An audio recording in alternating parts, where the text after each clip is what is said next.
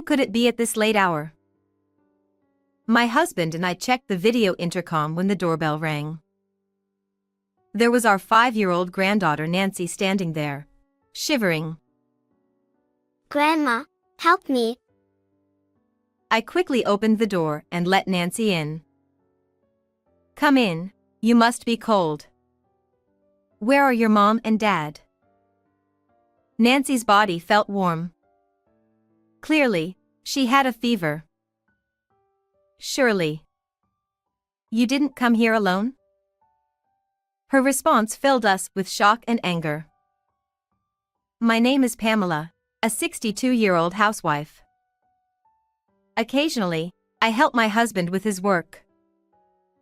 My husband, Ron, is the owner of a real estate company. It's locally based and not very large in scale, but thankfully, its performance is good, and we live comfortably. However, there is one concern on our minds. My daughter Molly and my granddaughter Nancy, who will turn 5 this year, are the one we have.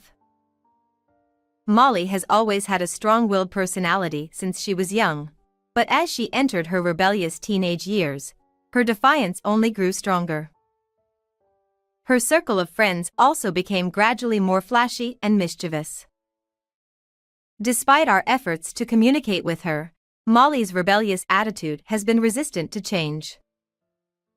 My husband and I have patiently watched over her, believing that one day we would understand each other better, but that day has yet to come. After graduating from high school, my daughter moved out to live on her own while attending vocational school, and she rarely visited us. Several years passed, and she got married and gave birth to a daughter. Once she became a mother, she started to visit us with her child more frequently, and we thought that perhaps the day of understanding had finally arrived. However, over the past 6 months, our relationship with our daughter has begun to drift apart again. She doesn't reply to emails, and calls go to voicemail, leaving us unable to see our daughter and granddaughter. We assumed she must be busy. One day, I heard a concerning story from a close friend of mine. They mentioned seeing Nancy playing alone on the swings in the park, even though it was already dark outside in the late afternoon. Considering that it's not typical for a small child to play alone at that time and that there were no apparent adults around, it raised serious concerns. After hearing this, I couldn't shake off my worries, so I immediately called my daughter, but it went to voicemail as usual. Unable to sit still with worry, I decided to visit my daughter's home impulsively. My daughter, her husband Andy, and my granddaughter live in an apartment about a 15-minute drive from my home. She had been a stay-at-home mom ever since she became pregnant with my granddaughter, so I figured she'd be home on a weekday morning. However, there was no response when I pressed the intercom. When I rang it again, I got a response in an irritated tone. Yes. As soon as she realized it was me, my daughter responded with a flustered tone. Huh. Mom. If you were coming, you should have called first. I called several times. You didn't reply to messages, and I couldn't reach you, so I came over. Can we talk for a bit? The house is really messy right now, so I'd rather you didn't come in. Besides, Nancy isn't feeling well and she's resting. It seemed my daughter really didn't want me to come up. Let's talk in the small park in front of the apartment building. Just for about 10 minutes. Reluctantly, my daughter agreed, and we ended up sitting on a bench in the small park in front of the apartment building to talk. Just showing up without any notice. What's the deal? It's incredibly rude. My daughter started speaking with an irritated tone. I've tried to contact you multiple times. I called you many times. How have you been lately? I haven't seen you in a while, so I was worried. Also, there's something bothering me that I want to ask you about. I told her the story I heard from a friend about seeing a child look like my granddaughter alone at the park. That person must have been mistaken. I wouldn't let her wander around alone at such a late hour. Don't worry, we all are doing fine. Is that so? Well, if you say so.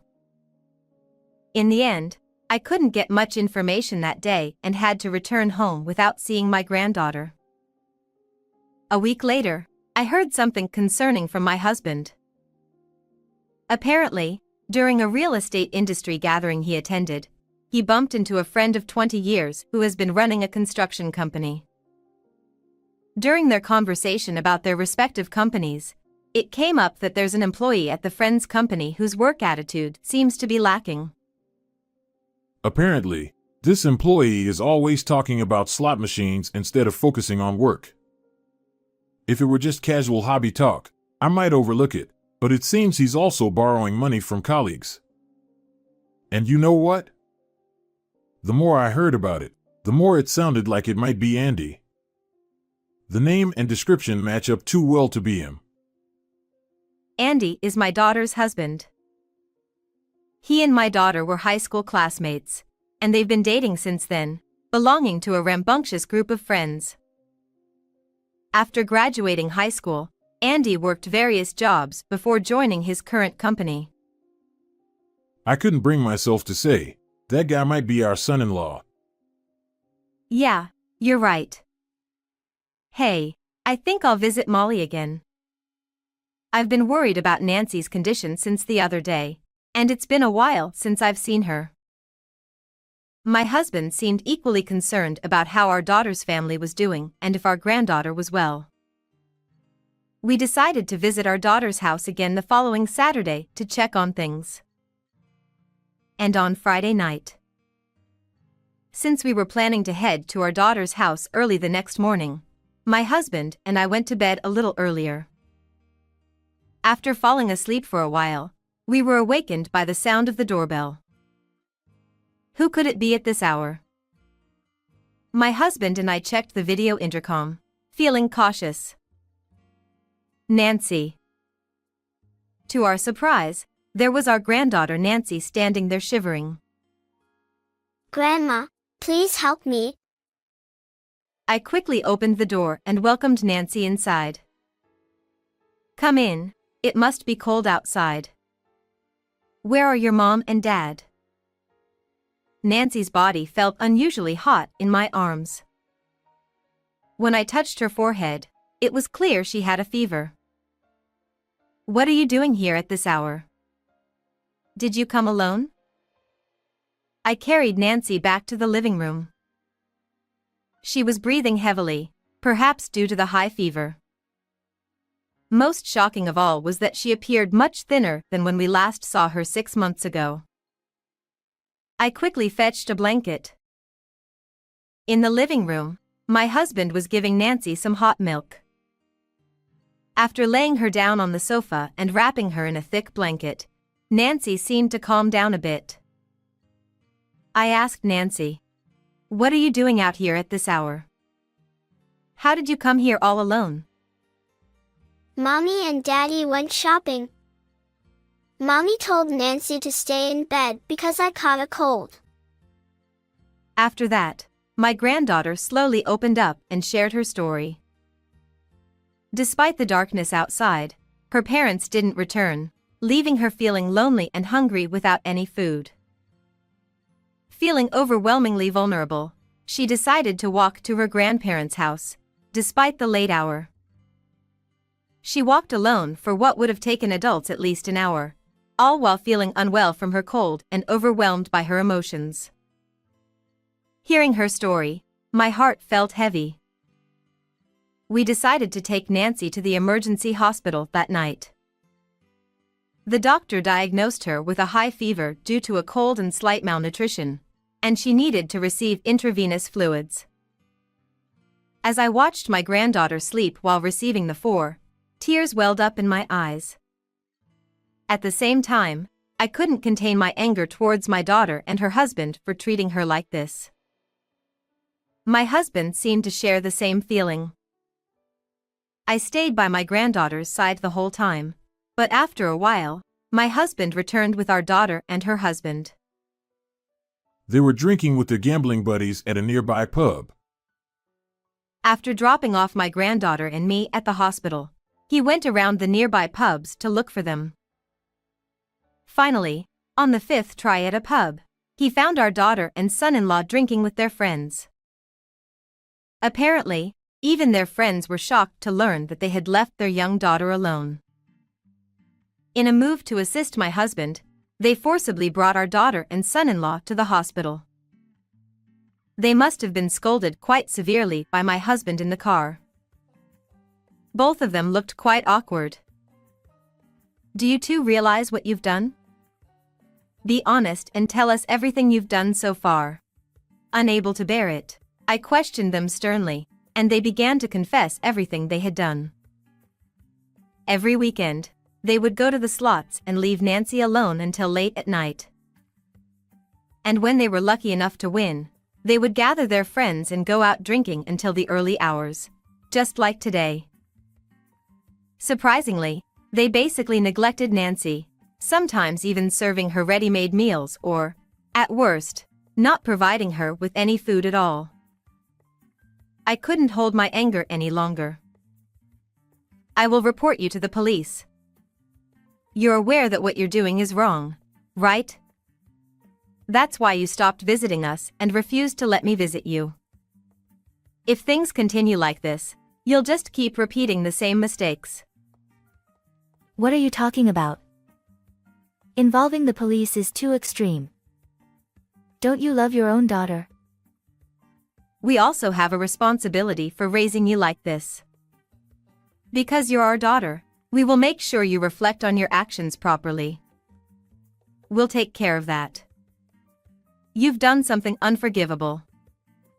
Do you understand? Afterward, since there was no resolution with the daughter and her husband, my husband decided to report them to the police. Sometime later, they were sentenced to imprisonment. Our granddaughter Nancy came to live with us as we took her in. When she recovered, she asked us where her parents had gone. We couldn't hide it from her, so we decided to tell her the truth. You see, Mommy and Daddy did something very wrong to Nancy. They have to say sorry in another place for a while. So, until Mommy and Daddy come back, let's live together at Grandma and Grandpa's house, okay? Nancy listened quietly with her head down. Perhaps she understood in her own way, as she began to cry quietly, and I hugged her. It's okay, we'll be fine. Let's live happily together with Grandma and Grandpa from now on. I promise, Nancy, we won't let you feel sad. After that, my husband and I were busy every day with our second round of parenting.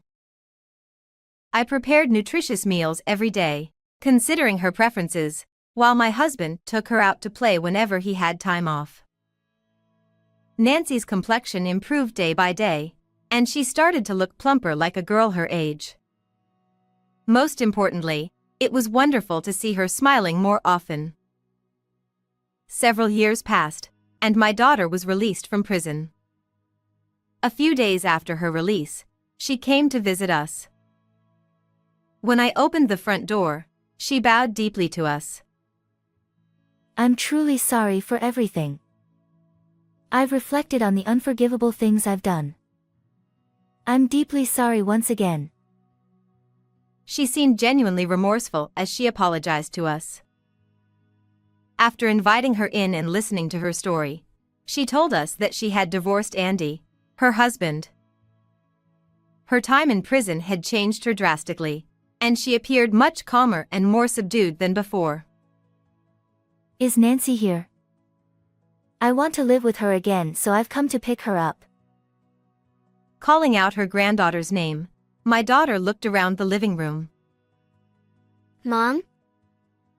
Before I knew it, my granddaughter had come out of her room. Nancy. You've grown so much, and you're so tall now. Whether it was from happiness to see her mother or from nervousness, Nancy's face seemed a bit shy. Yeah. Mommy's here to take you home. However, when my daughter reached out her hand, Nancy instinctively stepped back. No. I want to stay with Grandma and Grandpa. Mommy will make lots of your favorite food, Nancy. When I was little and hungry, Mommy didn't cook for me. Grandma cooks a lot for me. And on days off, Grandpa plays with me a lot. I don't want to feel hungry and lonely like before. As she spoke, Nancy shed tears. Nancy, let's go back to your room. My husband took crying Nancy back to her room. Wait, I won't make you feel that way anymore. In the end, my daughter couldn't go home with Nancy that day. It was inevitable, but seeing my daughter leaving in tears was very painful. Afterwards, my daughter rented a small apartment and started living on her own. She works in a warehouse, which is physically demanding and quite challenging. It's still early days, but my husband and I have decided not to give up on her and watch over her. She always hands over child support every month without fail. Seeing her like this, it seems she has truly turned over a new leaf. And whenever she meets me, she always asks about Nancy. I told my daughter this. Even though Nancy was young, she hasn't forgotten what happened to her. When Nancy grows up more, maybe the day will come when she can forgive you. Until then, all you can do is keep your distance and watch over her. My daughter nodded tearfully at my words. Nancy is growing up healthy and thriving. It seems she has made many friends at school and she tells us about her day at the dinner table every day. Hearing such stories brings me immense happiness. Though I feel bad for my daughter, I can't help but wish for days like these to continue. But I hope that someday Nancy will be able to forgive her mother, and when that day comes, I wish for my daughter and granddaughter to live together as a family again.